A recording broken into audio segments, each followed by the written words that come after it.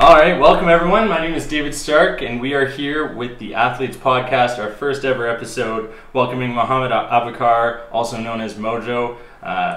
He is a 23-year-old personal trainer who graduated from Brock in 2018, and we are welcoming you here for the first episode of the Athletes Podcast. Thank you for coming, Mojo. Oh, thanks for having me, man. I'm pretty excited, very excited actually, to be here, and yeah, I'm excited to talk about all the things that we're gonna be going through. And yeah, we're excited to have you.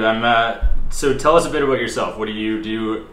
Where did you grow up, etc.? Yeah, so originally from Hamilton. I grew up there since I was 5 years old, right? So went to Brock University for 4 years. Went into physical education. So originally I wanted to be a teacher, and personal training is something that something that's discovered my passion for, and I've just been following that from since. And that's currently what I'm doing. I just competed in a men's physique show, and you know that what we're gonna be talking about. Yeah, you just finished second in the CanFitPro Naturals. Yeah, Toronto, right? yeah, exactly. Sweet. And how was that, balancing your bodybuilding, personal training, and going to school full time over those 4 years? Yeah, so originally my first show, so I competed in the Ottawa Classic, so that was 2 years ago, and it was tough. During that summer, I took 4 fast track courses. And I was also working at the outlet mall, and it was kind of it's very tough. And at the time, it's interesting because being a broke university student, coming from a low-income single parent household, I was basically kind of supporting myself, right? So I couldn't afford a coach at the time, so I was actually getting help from a couple friends. So I'm just gonna mention some names just because it made a huge difference for me. So Assad, Liam, who was working at the gym at the time, they helped me a lot in terms of my posing and what to expect going to my first show and everything. And it was also very interesting because it was originally supposed to be in Hamilton. Okay. Right. So I found out a few weeks out that it got canceled, and the only reasoning was unforeseen circumstances. So I wasn't gonna do it. So another person who competed in the same show as me, I don't know if you remember, a guy named Brad. Yeah, man. Yeah, so he mentioned, he's like, yeah, I'm going to be doing it in Ottawa, you should do it as well, right? So it's 2 weeks earlier, so I was like, well, I might as well because I already did all this prepping and everything. Yeah. And I also have some family out there, so I figured why not stay with some family and, just go out there and compete. So I ended up placing 5th. Okay. So not bad for, my first time, not having a legit coach and everything. Yeah. And yeah, I'm very happy I did it. So good for you. Yeah, man. Yeah, there's a couple cool points there. So first, you mentioned, being a broke university student. We're all familiar with that. So what is that like going through bodybuilding? Is there a certain type of way you have to maneuver, if you're going through a bulk, buying in bulk, or are you buying specific foods that are cheaper in price that go longer? Yeah, to be honest, it's crazy because these 2 different experiences, the 2 different preps, I realized man, I was doing it so wrong. I was just winging it basically. I was doing it on the fly, right? So I just basically did what I could the first time, just got the basic stuff chicken, rice, mixed vegetables and stuff like that. But this prep, I found myself constantly grocery shopping and actually tracking my foods and weighing it using a food scale. My first time, I didn't really do that. Really? I just cut out all the bad stuff, right? So I cut out all the bad stuff, and I was kind of going on the fly, having pasta, ground beef, vegetables, and I try to go back and forth. And towards the end, I try to cut down on the carbs and just have salads with chicken and stuff like that. Whereas this prep, I was eating crazy. Really? Yeah. So was that coming from your coach then? Yeah. So I had the legitimate plan, right? And another thing I realized I was doing wrong was with the refeeds, right? So I thought I shouldn't have this type of food, so let me cut it out completely. But what I learned was it's good to have those refeeds because you're filling up your muscles, right? So your muscles get really depleted, so they need that glycogen to kind of fill out and everything. So it's just a lot of different lessons that I learned and towards the prep. Yeah, that's impressive. So you're talking about the refeeds, going through that process. So that came a lot from your coach. And who's your coach? How long have you started working with him? My coach, his name is Tyler Johnson. He's really good at what he does. I was actually originally supposed to do a show back in April, but I decided to postpone that, and it's kind of because I wanted to like, you know, go on like a crazy trip to Asia, right? So we can get a bit into that like later on, like we can talk about that. Yeah. But yeah, so Tyler Johnson, he just recently started his own business, GFB Coaching. So he used to be part of Hammer Fitness, and man, he coaches winners. Like he coaches winners. So I trusted his plan. You know, I really believed in him, and I went to school with him. So he also was in sports management. I know him. Yeah, so you know him, right? Yeah, so he's in sports management. So I know him from Brock, and he's coached a few of my friends, right? And I saw like, oh man, like, you know, they're really successful. So I said like, I want to do the same thing. And that's what really inspired me to kind of like see what I can accomplish having like a legitimate coach and following a structured plan, and just seeing how far I can go. Very cool. Yeah. So that the coach seems like an integral part to moving forward. It's major.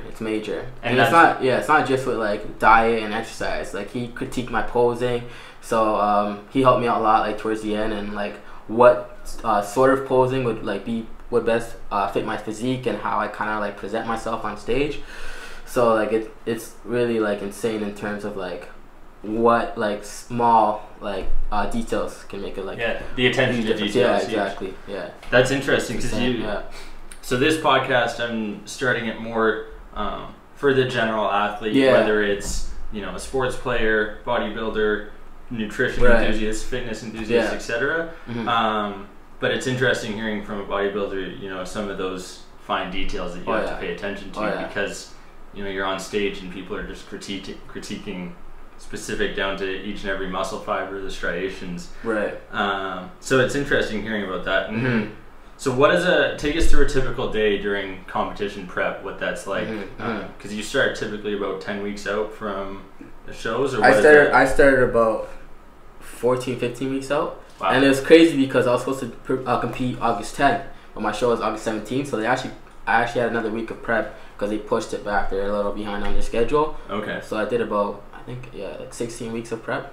Wow. So did these shows not have, you know, given that people are going through this process and have to plan their cuts and when they're going to be cutting the weight, so do these shows not sort of have a requirement to stay within a certain date? But it sounds like they keep changing all the time. Well, yeah, it's like it's unfortunate in terms of like how they're usually very organized, but like you never know, last minute like changes. Like the one show I was gonna do my first time competing, and this one I caught when it switched over, right? Because the original flyer when they announced it, like I saw the date CanFitPro August 10th, so I was like, okay, I'm gonna do that show. And you know, like 5-6 weeks in, like I saw like another flyer and I noticed they changed the date. So I told my coach, and then he's like, okay, that's good, we have another week. So yeah, so at first I bulked up for a couple months, and then I started cutting. So I wasn't doing cardio until like about 2 months out, like 3 weeks out. Yeah. And what is your peak weight compared to what you're on stage at? What is that? You know? It was about a 15-pound difference. Okay. Yeah. Wow. So it's a fluctuation of 15 pounds over 2-3 months. Yeah, about So I actually put on 10 pounds during the bulk. Yeah. And then I cut down 15 pounds. Wow. Yeah. Good for you. And what's that like? I'm sure there's some mental and physical roadblocks associated. Yeah, like the bulking stage is very uncomfortable because you're just forcing yourself to eat. So I was eating like 6 times a day, and at the time, like I was at Good Life for 1 year, so I was working at Good Life. So I had to like prep my meals and like kind of eat them in between clients. So I trained someone, force the meal down, go back out there, and if I want to work out, you know, I had to rush my workout, get ready for my next client. So I'm just in the break room, just eating. Wow. Chugging water, you know, eating. Like, it's like a huge meal, right? Yeah. So my post-workout at the time was rice cake, peanut butter sandwich, I had a protein shake, and I had like a, you know, pretty big plate, packaged meal of like potatoes and like chicken breast and broccoli. So I'm just downing it, and people are like, you know, I work with like cheese, like, so I'm packing like 3 different meals for the day. Yeah. So, yeah. That's aggressive. Oh, yeah. And so that prep basically, for that bulk time, you're basically force feeding as much as you can, taking in as many calories as possible. And are you strict about the, you know, good calories versus bad calories? What's that? It was a clean bulk. It was very clean bulk, but it's just I was in like a really big caloric surplus, though. Right. That's the thing. Yeah. And do you allow yourself the occasional cheat meal to you know, keep yourself sane, because it can be difficult at times? Yeah, it can be difficult at times, but I always just remember like why I was doing it and just staying on track. And I was given refeeds. I was given like during the book, I was given 2 cheat meals over the weekend. Gotcha. And that includes like a small dessert. Okay. So I usually have like burgers and fries, or like pizza. Yeah. Yeah. The stuff we all love, right? Exactly. Yeah, there we go. And so, do you stick to a specific type of diet during your everyday life, for that matter? Is it, you know, I'm sure you've heard of the ketogenic diet, intermittent fasting, that kind of thing. Just in general? Yeah, in general, what does your diet look like? It's generally like it's well balanced. Like, I'm not gonna like lie to you and say like I'm eating clean the whole time. Yeah. But I was during prep, but like on a typical day, like I'm currently on a reverse diet, so I'm trying to keep it as clean as possible. Okay. But the reasoning for that is like after a show, since like you're in a pretty big caloric deficit, like you have a couple days off to kind of like, you know, eat what you want and stuff, but you want to make sure you get on track. So right now I'm eating generally clean, just because the rebound is very crucial, right? So if you go back to like just eating junk, anything you want, it can really like have a huge impact in terms of like a quick weight gain. Gotcha. Yeah, so you want to make sure you're very careful about that. And then, so you talked about, you know, your time at Good Life, your training, your eating, basically 24/7. Yeah. What's that like, training people? Because you transitioned that into your now business of Mojo Fitness, right? Because you run boot camps in Hamilton? Yeah, I'm currently doing that. So yeah, it was like the transition was like kind of smooth in terms of like leaving Good Life and just focusing on myself, right? So I left Good Life, just there's a few different reasons. I generally want to focus on my prep, and I just want to kind of like take time off for myself, like focus on like starting up my own business and everything. So there's a few different reasons.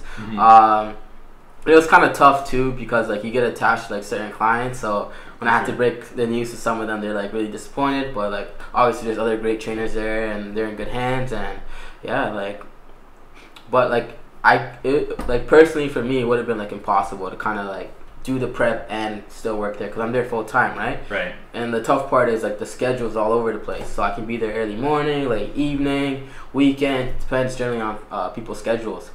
So yeah. And what's that like, having, you know, varying clients, different age groups, different motivation, different goals for each of them? What's that like? It's awesome, man. It's very cool, right? So the lowest, the youngest client I had being at Good Life was like, I think he was like 18 years old, so he's new to it. He wanted to put on like muscle mass, and it's more so for aesthetics. Whereas like I had an older lady, and she like literally just retired. And her goals was just to kind of like strengthen her muscles and joints and just like get back into it. And everybody has like a different story. You have your weight loss clients and stuff, so you learn from everybody that you work with. So it's like very inspiring to kind of just see that, and you know, it motivates you too, like to kind of just go for your goals. So that's kind of like why I wanted to do it. For sure. Because after a while, like when you're like training people, you're catering to them, right?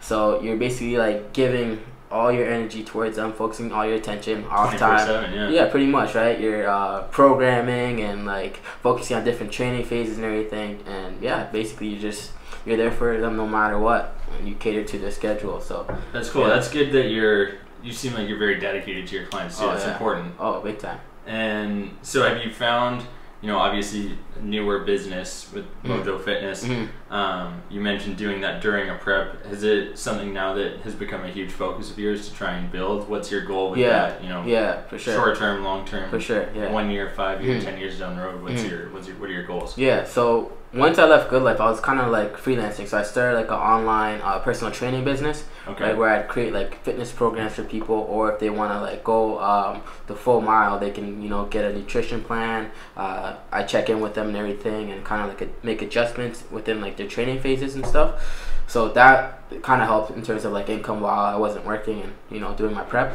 And as of right now, so now I'm like back into the one-on-one kind of training mode, and it made me realize how much I missed it, right? Because I was doing it for a full year, and like just getting back into it, I just really enjoy it. But yeah, for the next few years, my thing is I want to, like, eventually the weather's not always gonna be nice, so I'm running one-on-one sessions at Gage Park.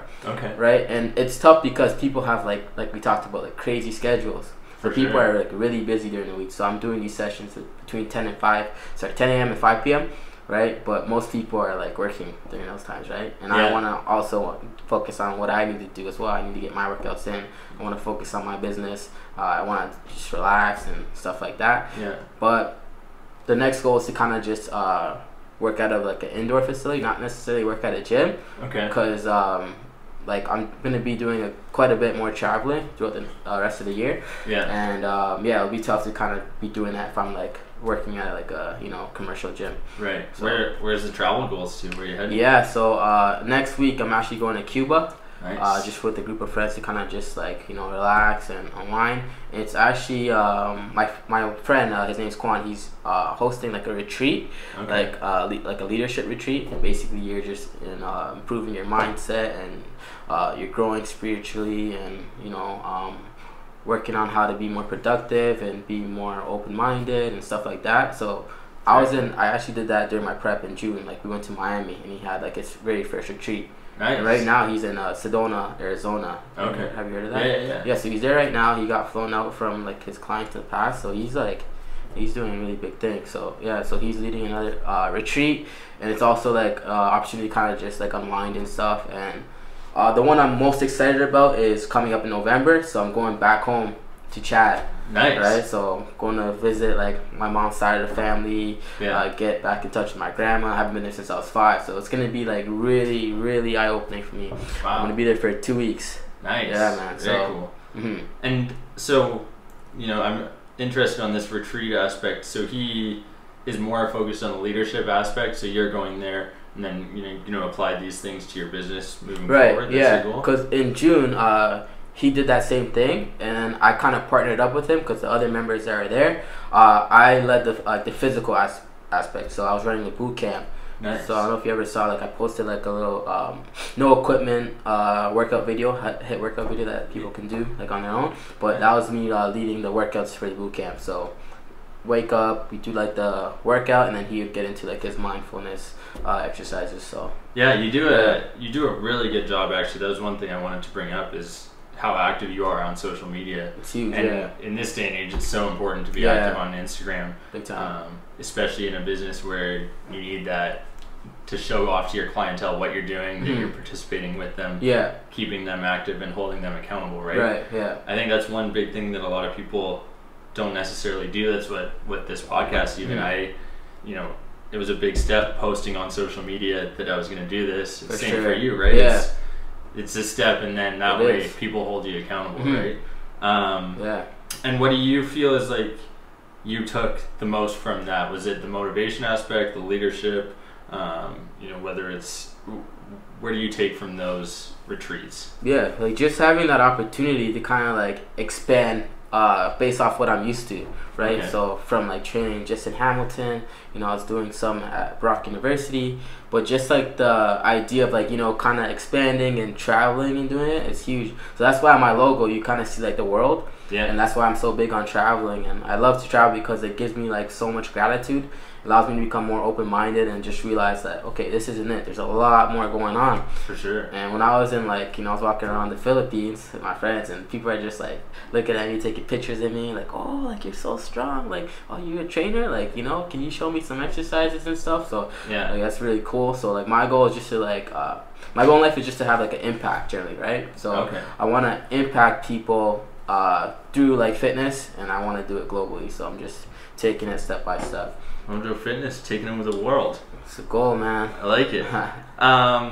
So is your goal to still continue doing shows moving forward? What are your fitness goals? Right. Are you staying in the bodybuilding aspect? So the bodybuilding aspect, like, it's very interesting, and like just going through this prep, like just like made me realize like how difficult it really is. So I just give a lot of props to like people who do it like on a regular basis, right? Who do like multiple shows like a year, or just compete every year in general. Yeah. So a teammate of mine, her name's Maggie. I don't know if you know her. She went to Brock as well. No, I don't. I didn't know her until like I met her at the show. Okay. Right? And like through social media when Tyler makes his posts and stuff. But she actually did 3 shows the past like 6 months. Wow. So she did one in April in Coburg. Yeah. She did the same one as me in Toronto, and then she did another one this past weekend in Burlington. And she actually won overall. She won in her class and like at the CanFit show. Wow. She won her in her class. Mind you, she's a natural athlete, right? So in Burlington, it was an open show. So she's competing against people who are kind of like, you know, using certain like enhancing drugs and stuff. Yeah. So she was natural. She won her class and she won overall. Wow. And it's like her first year competing. And like that's like that happened ever since she like started working with Tyler, right? So the first show she did, she wasn't with him yet. And I think she placed 5th or something, but like I gave her a lot of props. Cause it's not about like how you look in a sense, but it's all up here. It's all like your relentlessness and like how much grit you have, like how much can you push yourself. Yeah. Right. So what? Two questions on that. You mentioned so she did 3 shows in 6 months. What's that like on your body? And is that, you know, is there a point where it might be too much necessarily? And then second to that would be also, you know, you mentioned the supplements. That being a natural athlete versus non-natural. What are some of the limitations and what are, you know, what are the supplements that you take, for instance? Okay. So when you're a natural athlete competing in an open show, they have like, you know, they have the advantage, right? Because they're exceeding like their limits, you know, their natural limits. But personally, the supplements I take are literally just protein. I take omega-3 fish oils, right? So it's a fatty acid. And it kind of helps with like brain function and heart function as well. And it helps with like joint health. Joint health, reduces anxiety and depression.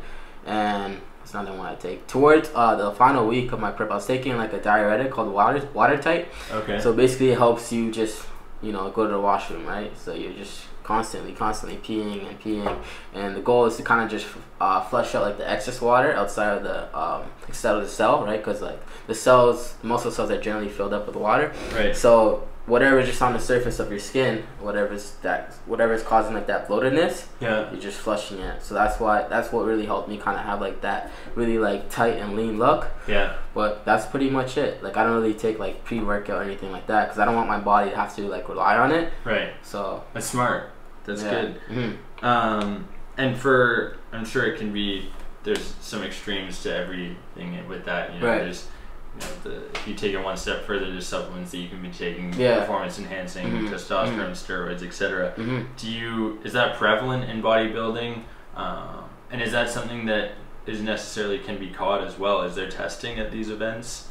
Like it kind of generally depends on the person. Like it's not completely necessary, but at these shows, well, I do natural shows, so they don't really like test it unless like, I guess if it's like really suspicious, but you're not going in like doing it. And I didn't really answer your last question in terms of me competing again. I'm looking to compete again in probably another 2 years. Okay. Right, so kind of like, I feel like that's enough of a time frame just for me to kind of like focus on other things. Because when I do something, I want to have like my full focus because like it's a huge like investment, like energy wise, your time, financially. Like I want like all my attention was literally like put into this prep, and I was able to just kind of like, you know, like lay it on the line. Fully dedicate yourself, right? You have to, right? So that's why I give like these people like so much props for doing it because it's not easy, right? For sure. Like it can really like personally affected me. Like it just affected my mood a lot, right? So what was that like? So, you know, if your mood is being changed, you know, whether it's the lack of calories, whether it's sleep, that kind of thing, how do you overcome that? Do you have a support group? It seems like the bodybuilding network and the community within is pretty supportive. They're very supportive. Yeah, we're all supportive of one another. But like I said, everybody's different, right? It affects people differently. But how I pretty much coped with it was support group, friends and family. Like towards like the final week, like my typical day was just like either meal prepping, going to the gym, or just resting and recovering. Because I was doing like the last week I was doing 2 hours of cardio.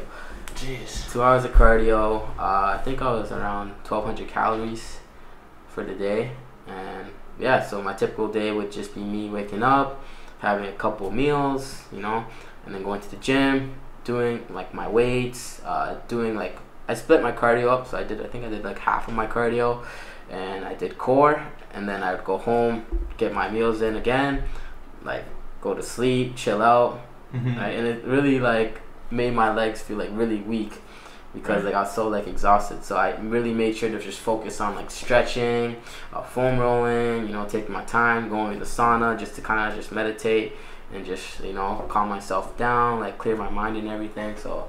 And what are those recovery techniques? Are you sleeping extra during prep, or what's your? Yeah, I felt like I slept a little bit more during my prep just because my body was, you know, kind of it was so exhausted. So I'd have like a nap in between. So I think I was getting about 7-8 hours of sleep. Gotcha. Typically I'd have about 6 or 7. Yeah. It's nothing too crazy. Okay. But yeah. And you mentioned, you know, sauna, stretching, meditation. Do you have any specific routines that you go through? Do you have any meditation techniques that you use? Not necessarily, no. Like, 'cause I know like some people literally they get in a full like, you know, seated position and kind of like there's apps that you can use to kind of like help with your meditation. Yeah. But even when I was working at Good Life, if I had like a long day, like I would after my workout I made sure to just get in the sauna and just relax, like clear my mind. Like the sauna's crazy. Because like you're focusing on your breathing anyway because it's so hot. So yeah, I literally just like chill out, close my eyes, and just sit in there for about 15-20 minutes. You know, shower up, eat, and then, you know, go back on the floor, train my clients. And I feel like a lot more refreshed, right? Right. And that's key. You wanna be in a peak attitude when you're working with people. So yeah, I'm sure that's crucial. Yeah. Oh, big time. Yeah. And do you? The sauna is crazy. I try and use that every time after I work out. It's man, it's awesome, and I've noticed a huge difference. Also in just my ability to, you know, after a workout become refreshed, like you said, right? You come out there and you feel incredible. You feel amazing, man. Yeah, and it's awesome because you get rid of a lot of that excess water. Yeah. Did you look at the possibility of strictly using sauna without using that diuretic, or is it necessary for that last week of prep? For sauna or? Yeah, using it instead of, you know, taking the 1 week out. Yeah, the sauna was optional, but I was like advised to take the diuretic. Oh, okay. Yeah. Gotcha. Yeah. So that was part of the coaching process. Right. Yeah. And do you see yourself, you know, you mentioned Tyler Johnson, do you see yourself doing that in the future with, you know, taking that coaching one step further and coaching, you know, legitimate bodybuilders who are going on to shows? Is that something that you'd like to get into? Personally for me, no, just because like it's not my expertise, well, at the moment, and you have to have like a strong passion for it. So Tyler's competed in like numerous shows, and he's like he's like his work ethic's crazy. Like he's 8 weeks out, I think, for nationals, so he's aiming for his pro card. Wow. Yeah, so he's about to get his pro card and stuff. Me personally, it's not like a huge passion of mine. Yes, I like doing it just because it's part of like fitness, right? So fitness, there's a lot of different streams you kind of get into, and having like an athlete's background, kind of like playing basketball in the past, I just see myself like coaching and training just for the general population, people who play sports, you know, like things of those calibers, but creating all-around athletes. All-around athletes, yeah, for sure. Yeah, that's cool because that's how we met 4 years ago, was playing basketball on the court. Oh shoot, I remember that. You were jamming at what, 5'7", here I am at 6'3", just barely grabbing the rim. Man, it's those are in Beyond Body days, I think. Well, so Errol started that up. It's a humbling experience getting dunked on. But so what other sports did you play growing up? Was it something that you were just always had that natural athletic ability, or? Well, like I was like, for my age, I was small. I'm short, but I was like a baby. Okay. Compared to my peers, like I looked like I was like 3 or 4 years younger than them. But I always enjoyed playing basketball. I think I did track and field in elementary school. That's it. Volleyball. Yeah. But I just always played basketball because I really enjoyed it. I was a big fan of like, you know, the NBA and stuff. My peers played it. So I played throughout high school. I played grade 9, 10, and 12. I didn't make it my grade 11 year. I had the skill, but I didn't have the height. Gotcha. But I eventually made it in 12th grade. And then, so I played like intramurals and stuff like that. And the first time I dunked, like I started touching the rim in the 12th grade. I used to jump off my one leg. Yeah. My mechanics changed. Like when I started working out and getting stronger, doing squats frequently, my mechanics changed, so I became like more explosive off like a 2 feet guy there. Okay. So I got my first dunk, I think it was second year of university. Nice. Well, I haven't done. It's been a while since I've done, and it's true like what they say: what you don't use, you lose. For sure. So. And do you think? So back to that point you brought up about being smaller than everyone. Yeah. Do you think you use that now as motivation? Oh, Is that something that's got a fire inside your belly? Oh, big time. And even like just placing second. So my goal was to like win overall. Yeah. And I feel like not to be a poor sport or nothing, but I feel like I got robbed from the first place, because how it works is when you're on stage, there's a spot you stand in where they call it dead center. Yeah. So I was dead center, right? And we found out, me and my coach, we found out that I lost by only 1 point. And that's unheard of. Usually like the point differential is like 5 or 10 or even 15. Right. But it was 1 point. Wow. I would understand if I was like just outside dead center and another person was dead center, but I was expecting to win. So when they're announcing third place, second place, when they announced second place, I was like, oh, what? Yeah. But I had to, go with it and everything, put a smile on, But I looked at the positives. I was happy, like my friends and family were there, and like the journey I was on and all that stuff. So I just try to keep like a positive mindset. That's important. I think that's a lot of people nowadays are always looking for that first place finish. Yeah.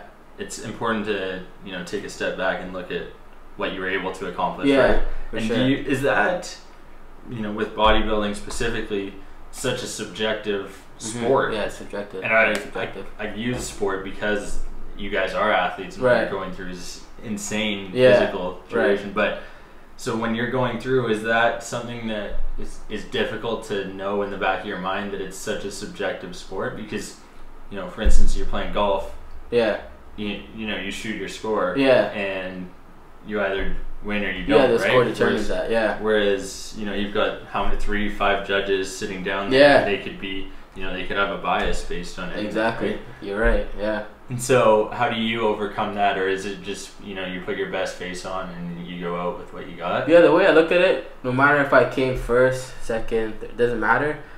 I would still wait a couple years before competing again. Also, at the end of the day, like you have to move on regardless, right? So you have to like focus on the next avenue of life. If I came in first, I still would, focus on my business and move on and still go about my traveling and stuff.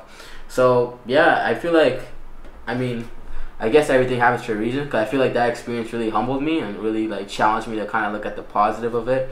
Whereas if I came in first, I'm like, oh, I came in first, Yeah, but don't need to go back, right? Yeah, exactly. And it might have put a little bit more pressure for me to compete a bit earlier. Like, okay, you won, when you won nationals. I had someone ask me like, oh, so when are you doing nationals? I still qualified for nationals.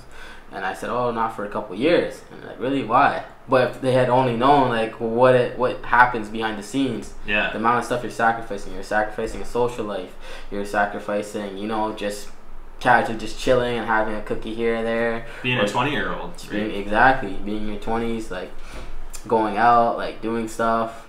Yeah, because you're also handicapped as far as like, I'm sure you probably have to eliminate drinking from your diet. I'm sure that's everything. Yeah. So that's there's a lot of things in life that you gotta appreciate sometimes as well, right? Exactly. So what does your social life look like then, outside of taking that prep? Do you try and manage those relationships as well as you can during preps? I'll still have them after. I'll still having like some friends tag along with me to the gym. If I was like doing like a lot of cardio and stuff, they like do something else, and we kind of go to the library together, like brainstorm ideas, because it's important to kind of like surround yourself with like-minded people, like those who can like kind of push you, for sure. Like outside of like just your goals in life, right? Based on like what you really want to accomplish. And I would still like do like social gatherings and stuff. Yeah. Like, Mojo, like, you can't eat this. Oh, come on, man. I'm just like, nah, I'm good. Willpower gets tested. Yeah, your willpower gets tested. Like, but at the end of the day, like I knew like what I invested and how bad I wanted it. So it was pretty easy. And like the final week, like I wouldn't do anything. Like I just go home, rest, recover. Yeah. Like, cause didn't really have the energy to really do anything. But just a grinding experience. Oh, I'm man. sure. Yeah. But I'm sure you can apply that to everything else you do in life now, right? And you're so much mentally stronger. That's the thing. That's also how I looked at it. So I saw it as if I can do this, I can do anything, right? And yeah, that's why traveling is so big for me too. Cause like when I went to the Philippines, I was just doing some crazy stuff. Like, we did, you know what canyoneering is? No. You heard of it? No. So basically, we're like in this indoor cave kind of, and we're just doing cliff jumps. I've never done that in my life, you know, and I kind of like got encouraged to kind of do that. So I went from like 1 meter cliff to 3 to 10, right? So yeah, I got higher and higher. I did like a 36 feet cliff jump. Wow. In an island called Sikihor, and then I don't know. I posted like a clip on my Instagram of me doing like this crazy rope swing. Yeah. I did like a backflip, like, but it's just me just facing my fears and like going through that. So those two experiences, like doing this prep, like this legitimate prep, not like my first one where I was like winging it. Yeah. But doing this legitimate prep, sticking with it, and just doing like some like, you know, like fearful things and just doing stuff, like really like allowed me to realize like, you know, there's a certain ceiling I can like aim for. Yeah, mind over matter. Yeah, mind over matter, and then just exceeding those limitations. And what would you tell someone who maybe is sitting on the fence about bodybuilding, is sitting on the fence about competing? What would be your recommendation to them? Just do it, right? Because like I said, everybody's different. Everybody has like a different experience. Everybody has like a different mindset. Just try it out. I had people say like, oh, like you inspire me to compete, you know, da da da. Like, yeah, do it, go for it, you know. Don't let my experience kind of like, you know, affect you. Like, just see for yourself, see how it is. I'm just speaking my truth. I'm just speaking like what I experienced. I don't want people to kind of like hear what I say and just like, okay, Mojo said this, so I'm not gonna do it. Like, by all means, like, do it. Like, see how it is for yourself, and yeah, just grow through what you go through. Very cool. Yeah, very cool. Yeah. Is there anything else you want to bring up now that you're on this podcast? You're the first ever person on. Oh man, you guys gotta come out here. You know, Dave is like a really good guy. You know, I met Dave at Brock University, and that's the cool thing about like going to university. We kind of talked about. We didn't really talk too much about like, you know, Brock, my experience at Brock. So I made sure to kind of like get really involved. So I actually went to Brock to go to be a teacher. Yeah. Right? And just gave me that entrepreneur mindset, like to kind of like try different things. And you're really involved too. So I think we are ready together. Yeah. We had like intramural team for like Beyond Body. Yeah. And you're really involved. You're MCing like these like big events and stuff. Yeah. Yeah, like you just meet so many new people, and just like doing those like getting involved and like trying new experiences that leads to stuff like this. Like I wouldn't think I'd be on a podcast with someone I went to school with, like, you know.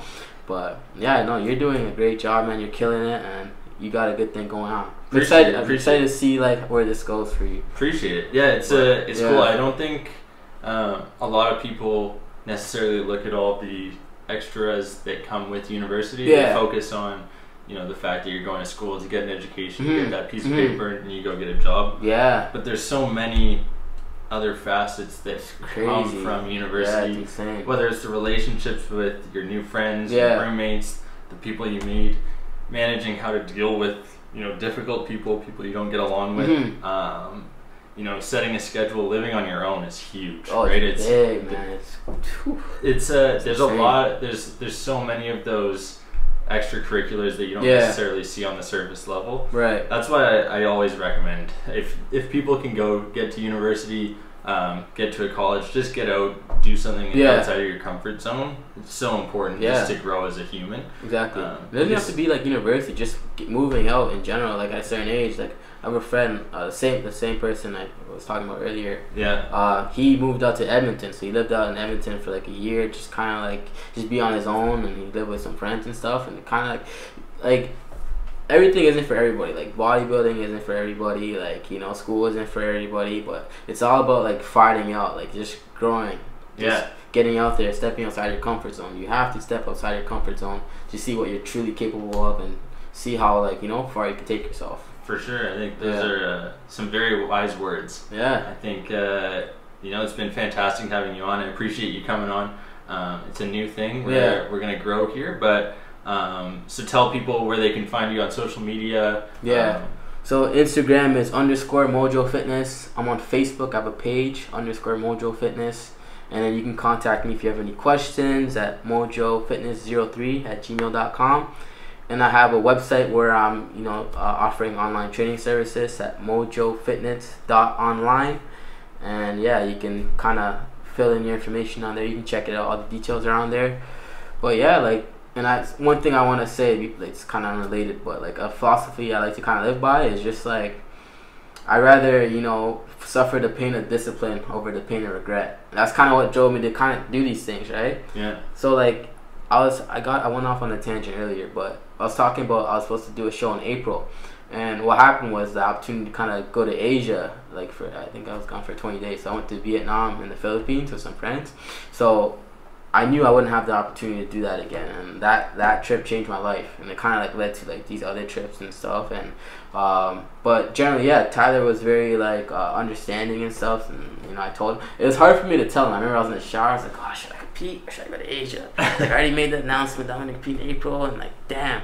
So I told him. And goes back to that social media holding you accountable, right? Exactly, that's the thing, right? So he's like, my door is always open for you, and like and I was like, man, like that meant a lot. And now looking back, I was able to do that, and I was able to compete still, and man, it's just crazy. Just like my lesson from that, just go with your gut instinct. Like, you can always compete, right? You can't always just go like travel with friends, right? Yeah. You can have responsibilities eventually, like a job, full-time job, a family, stuff like that. And I can always compete. There's people who are like 50 years old competing. They have different categories. Right.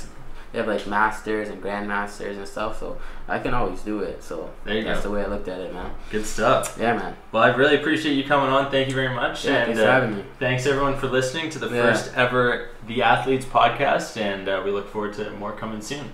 Appreciate it, man. All right, thanks for having me, man. Have a good one. You too. Signing off. Yes, sir.